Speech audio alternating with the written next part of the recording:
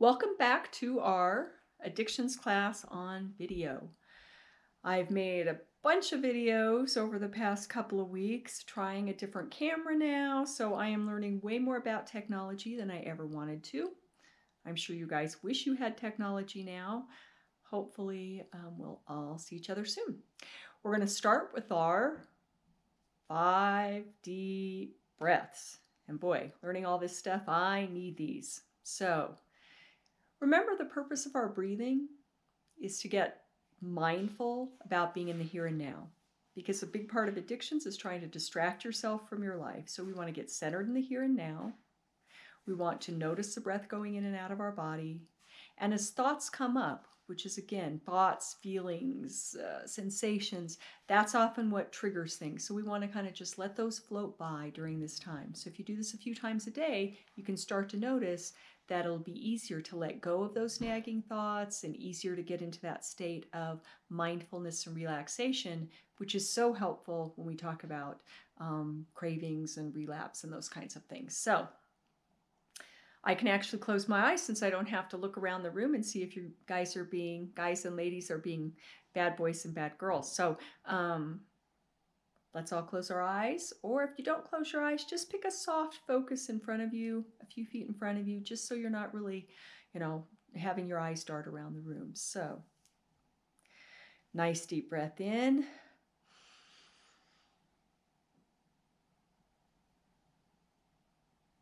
And slowly out.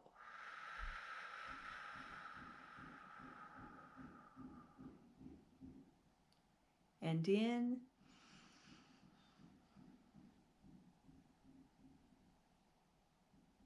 Out.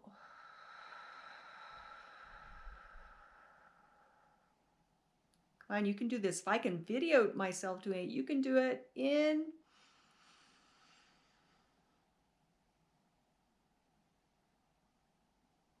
And out.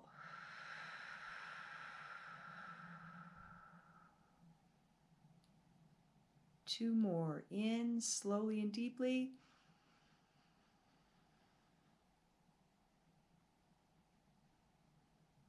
And out.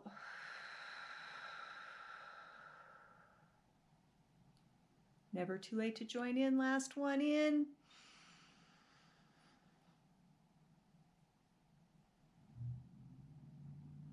And out.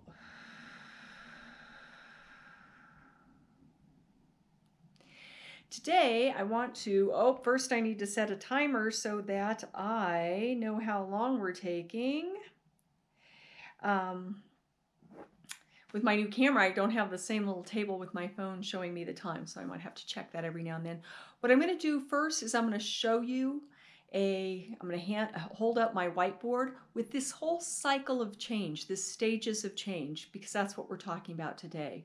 Our topic is stages of change. Now I have the individual little pieces on some flashcards that I'll hold up during, but I want you to see the whole thing put together. So let me hold this up. Again, this is my new method here, so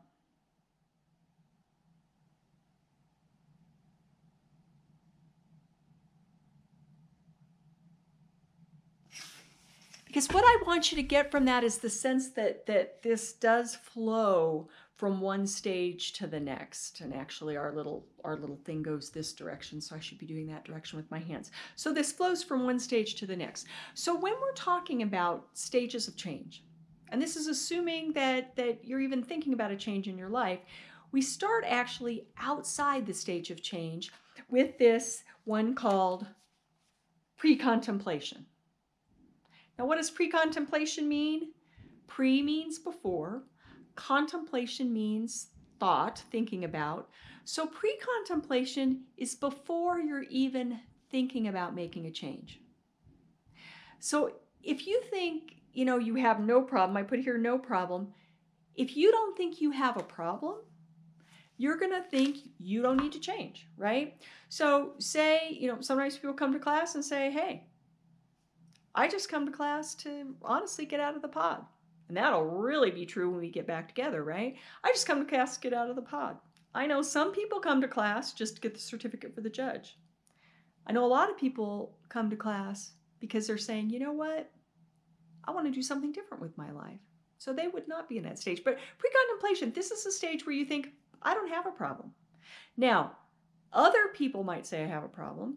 The courts, the judge, my wife, my kids, my neighbor, and my family dog may say I have a problem. But if I don't see it as a problem, I'm not really motivated to change. Change doesn't happen when we're just in that pre-contemplative state. So that's outside of it. Now, the very first, step in this stage of change, the very first entry into this change cycle is what we call contemplation. Contemplation means I'm thinking about changing, thinking about it. It says, this is the stage where you go, because the judge, the courts, my next door neighbor, my spouse, my kids, and the family dog all seem to think I have a problem. Maybe, just maybe, I have a problem. So I might have a problem is that contemplation stage. Not ready to do anything about it yet, but I'm at least acknowledging maybe there's something there. Now, if this had no motivation in pre-contemplation, in contemplation, we have a little bit of motivation, okay? Because sometimes if I might have a problem, I might be tempted to fix it. Once you've moved from that stage, now, think about it. If you first you say you don't have a problem, and in another word for pre-contemplation is that old word denial, right? When you get into that contemplation stage, I might have a problem. It often sounds like minimization, right?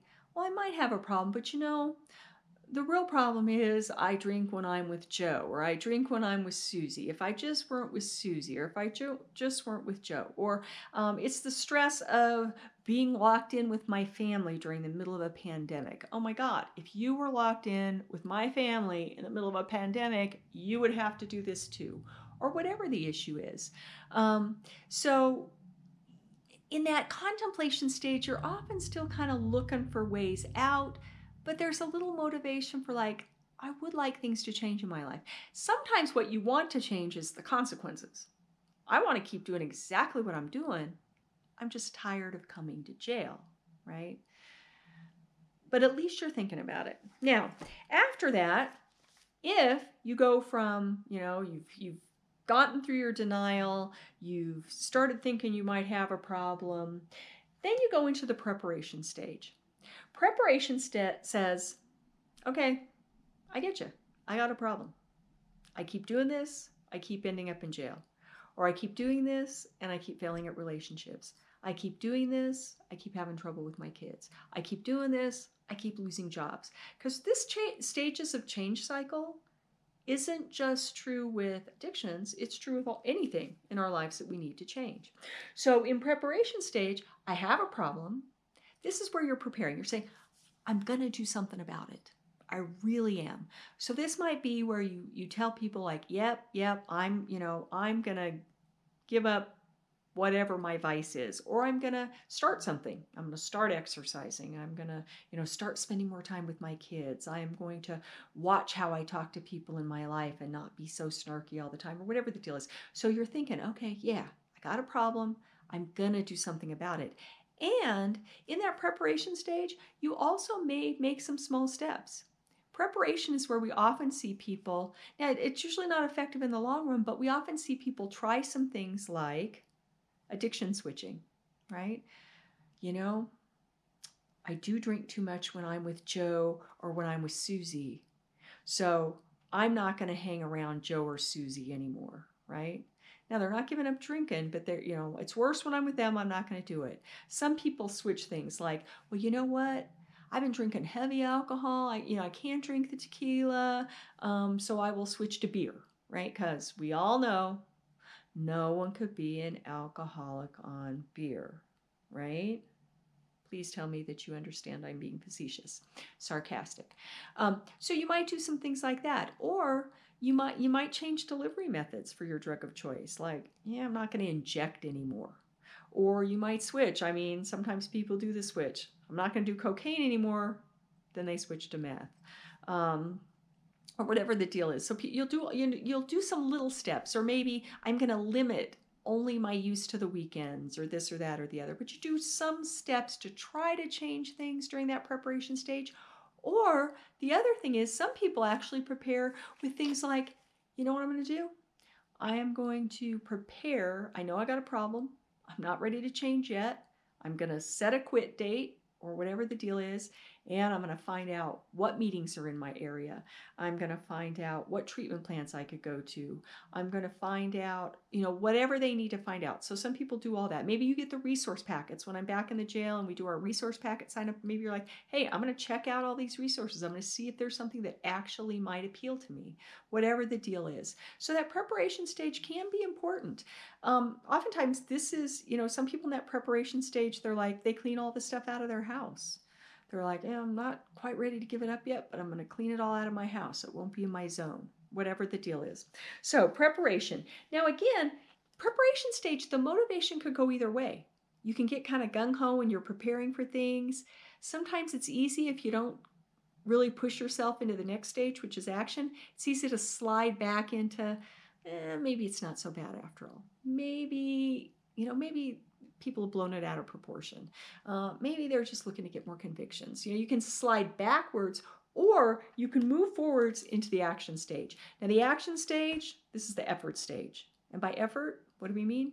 Hard work. Lots and lots of hard work. So this is where the rubber hits the road. This is where you walk the talk. And this is the Yoda, there is no try, there is only do or not do. This is the do stage. In this stage, you tend to be pretty motivated. You're taking those action steps. And the motivation also has to come from building a structure. So a big part in your action stage is building a structure that will help motivate you when your internal motivation is low. So let's stop and talk about motivation for a minute. It's often easy when you start something to be highly motivated. Think about all the people on January 1st who make New Year's resolutions. And they're like, January 1st, they're like, I am motivated. I'm going to the gym. I'm working out. This is the year. I get strong. I get tough. I do all these things. And I'll tell you what, I used to put my gym membership on hold.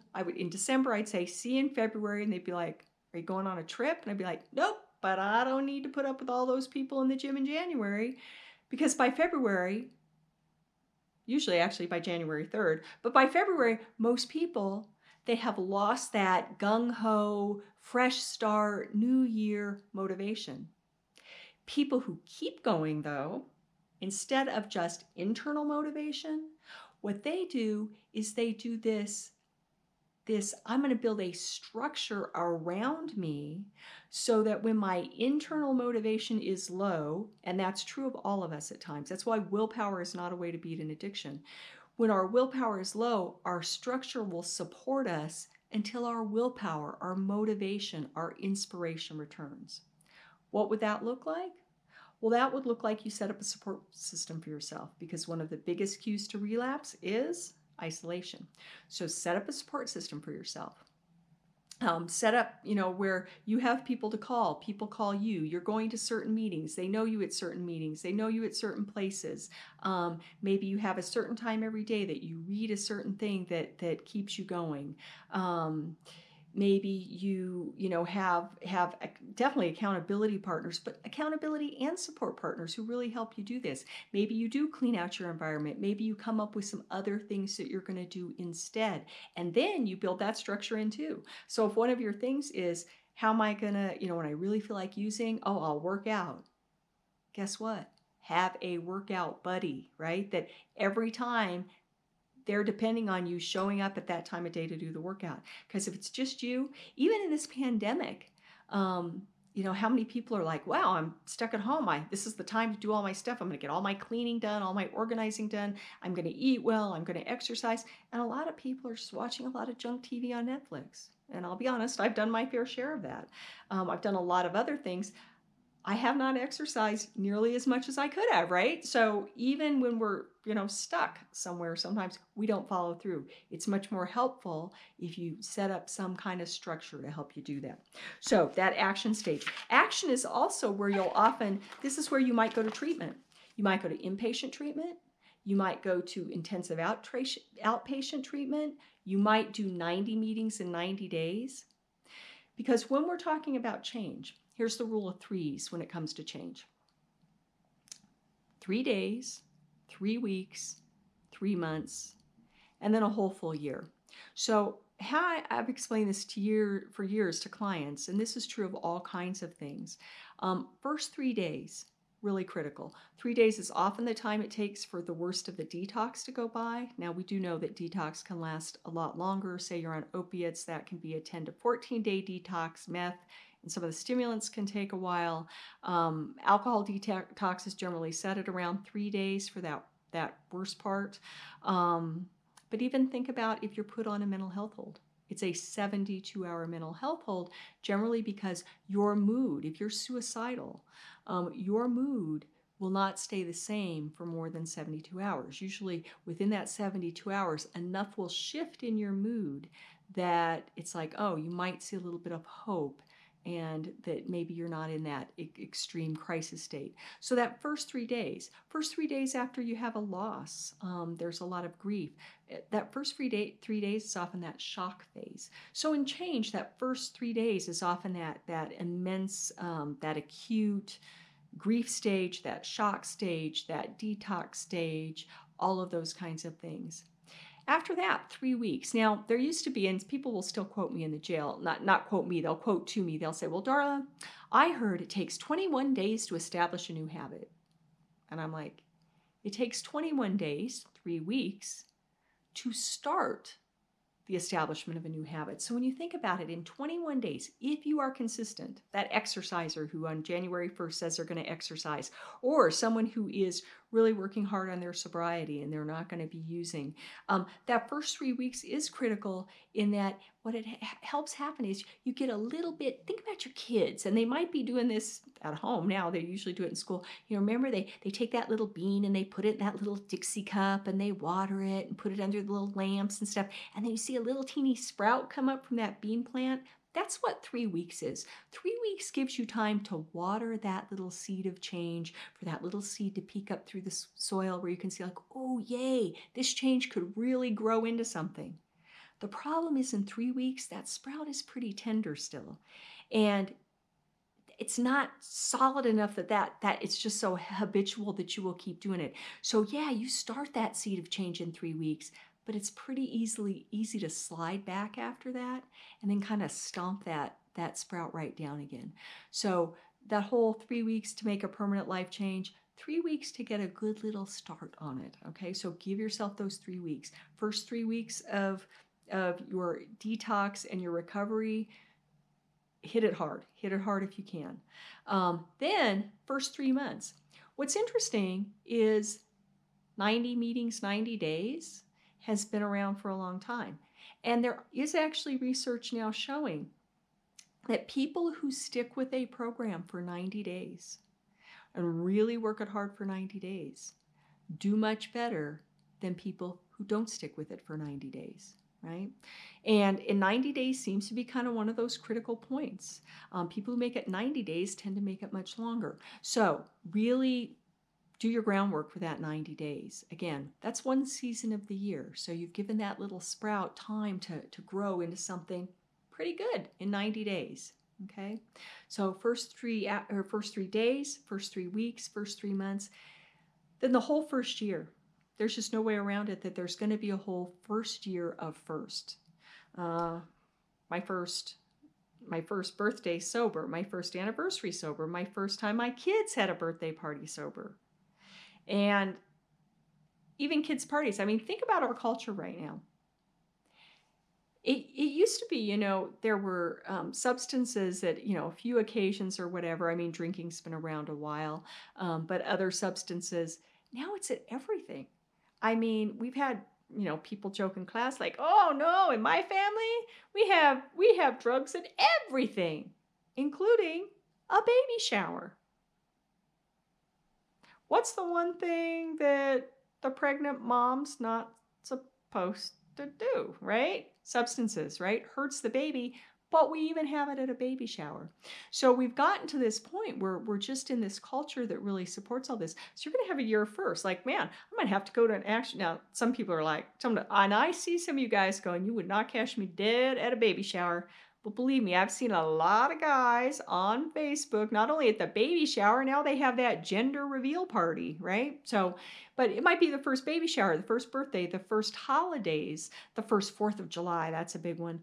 All of these things that you're going to go through in the first winter and the first spring and the first fall. So there's going to be all those first that first year. So know that rule of change and really say to myself, if I can get through 3 days, if I can get through 3 weeks, if I can get through 3 months of really hitting it hard, I've given myself a good solid foundation. And then I got to keep doing those things at work. So once you've gone from I don't have a problem to I might have a problem to I do have a problem. Am I going to do something about it? To boom, I'm hitting this hard, taking action on this. And after a while, if you've built that structure, you go to what I call the dory stage, the dory step, which is just keep swimming, just keep swimming. For people who have seen the Dory movie, the Finding Nemo and Finding Dory, or whatever the second one was, I watched both of them. Maintenance is really, in some ways, maintenance is really tricky because there is a little bit of a thrill that comes with doing something new and learning new things and discovering new things about yourself. Maintenance is kind of like, well, just keep doing it, just keep doing it, just keep doing it. And the other thing with maintenance is that you can start to slide back in little teeny ways. Think about people, let's compare it to something very common in our culture, dieting. Think about people who hit a diet, they do really well, they're doing great at the beginning, and pretty soon they start sneaking, well, it's just a little of this, it's just a little of that, right? Might be the same with substances. Well, you know what? I've done so well for so long, I'll just do a little on special occasions, right? Pretty soon the weekend seems like a special occasion, and pretty soon, well, Thursday seems close enough to the weekend to be a special occasion, right? So all of those kinds of things, that it's really easy with maintenance for that motivation and that activity to start sliding back. And if it slides back too much, we get lapses and relapses, right?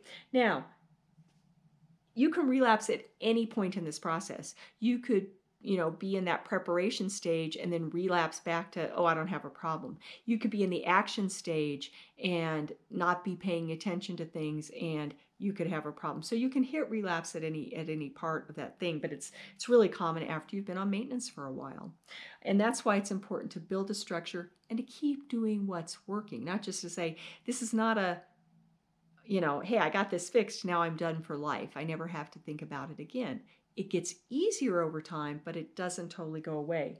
Now, relapse here, how we describe it, small steps back to use. When people like to say, I don't know what happened, I just relapsed. Usually, here's the thing, if you can think about it like, well, what happened right before the relapse? Oh, well, I had to set things up. Okay, and what happened before you set things up? Well, I had to get the stuff. Okay, and what happened before you got the stuff? Oh, I had to find somewhere to get the stuff, right? Get some money together to get the stuff. And before that, what happened? Oh, I had to, look up those old numbers in my phone, if they're still in your phone. Or I had to join Facebook again and find someone on Facebook. And what happened before that? Oh, well, I don't know. I was just going on about my life. Well, what else was happening? Oh, I was kind of feeling stressed at work, and maybe my relationship wasn't going well. And oh, if you keep going backwards one step at a time, you find that relapse started way before the actual event.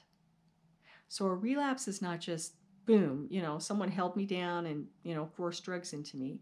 It's all those steps before then. And here's one of the biggies. It usually starts, this is where your addictive brain, remember we talked about your addictive brain and your healthy brain? This is where your addictive brain starts whispering in your ear. And instead of, telling someone about it, if you have a good accountability partner, a good support system, that you tell them, oh my God, like all of a sudden yesterday, all of a sudden I thought, you know what? I think I'll have a beer this weekend, right? And it just pops in your brain. And instead of telling someone about it and like letting them know that that's going on, you think, well, that's just crazy talk, but well, I didn't do it, so there's no harm. No one needs to know that. Or you're having cravings and you're not telling anyone. So it's all those little steps that your little addicted brain starts whispering, hey, you can get by with this. Hey, you can get by with that, right? So it's those little things. Or maybe what you're doing is not paying attention to how you're feeling, right? You're kind of shoving feelings down again. Because remember, this often has to do with our feeling states. Maybe it's you're not taking care of yourself physically. You're working yourself ragged and you're like, I need a little something to get me going. All those kinds of things. So when you trace it all the way back, it starts with just little things. A little whisper, a little craving that you don't admit to, a little problem that you decide not to deal with. All those kinds of things that got you there in the first place. So that's why you have to really watch for those little steps toward craving, or toward relapse, because it's much easier to stop that relapse way back here when it's a little whisper than way over here when it's that big screaming voice, use, and you know that you're already on that run.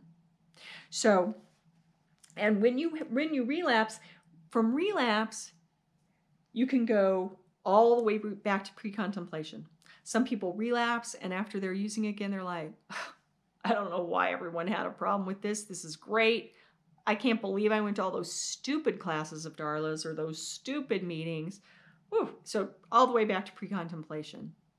Often it takes, and often they kind of start falling pretty quickly.